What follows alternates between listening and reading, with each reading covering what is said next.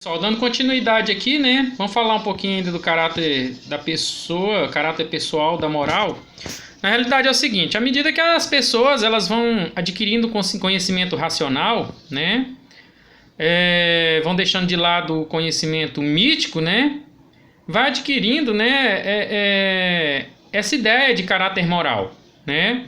O mesmo acontece, por exemplo, com a criança, né? Que se aproxima da adolescência, o pensamento abstrato e a reflexão crítica vão sendo colocados e vão sendo herdados, né, de outras pessoas, né? O aumento do grau de consciência e de liberdade também aumenta a responsabilidade pessoal no comportamento moral. Por isso que surge essa contradição do conjunto de você a aceitação consciente e fervorosa das normas, mais esse conjunto de regras, né?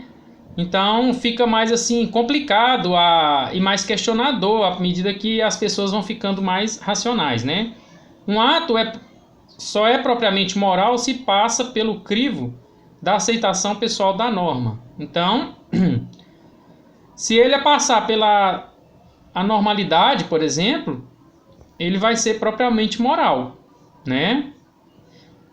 A exterioridade da moral contrapõe-se à necessidade interior. Às vezes, né, às vezes existem pessoas que não são seguidoras de regras, né, altamente críticas, né, com relação a essas regras, justamente por conta de quê? Que essas ideias, esse caráter pessoal da moral, ele vai transformando a pessoa.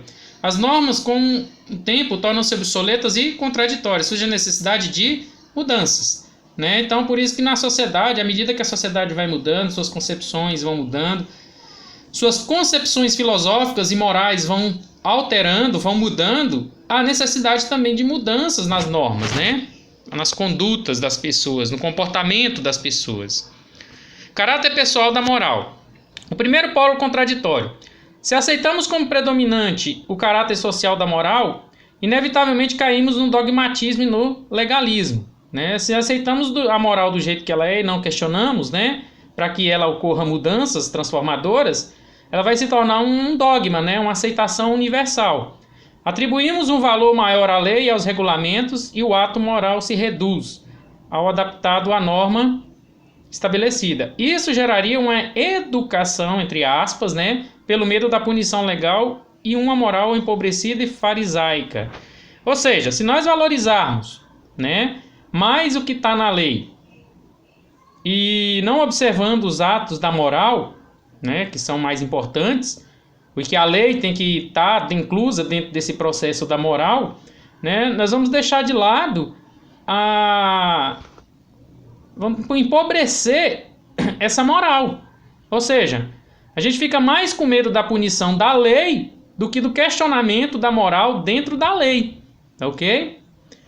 Segundo polo contraditório, se aceitarmos como predominante a interrogação do indivíduo que põe em dúvida a regra, corremos o risco de destruir a moral, pois se ela depender exclusivamente da sanção pessoal, poderá recair no individualismo, subjetivismo e relativismo, com total ausência de princípios e impossível convivência. Então, pessoal, são dois polos contraditórios, são dois polos que colocam em xeque a situação da legislação em relação à moral, certo? E dentro desse perfil aí encaixa-se o comportamento humano, né? Então, o que acontece? São duas condições da qual a gente tem que observar bem. A gente não pode deixar sobressair no primeiro polo contraditório a lei por cima da moral, e também não podemos interrogar tanto, né, acima do limite da moral, a questão das leis, né? Então tem que ser tudo equilibrado. A moral ela tem que ter uma relação muito íntima, muito próxima com a legislação. Por quê? O comportamento e a conduta humana dependem exclusivamente desses dois fatores.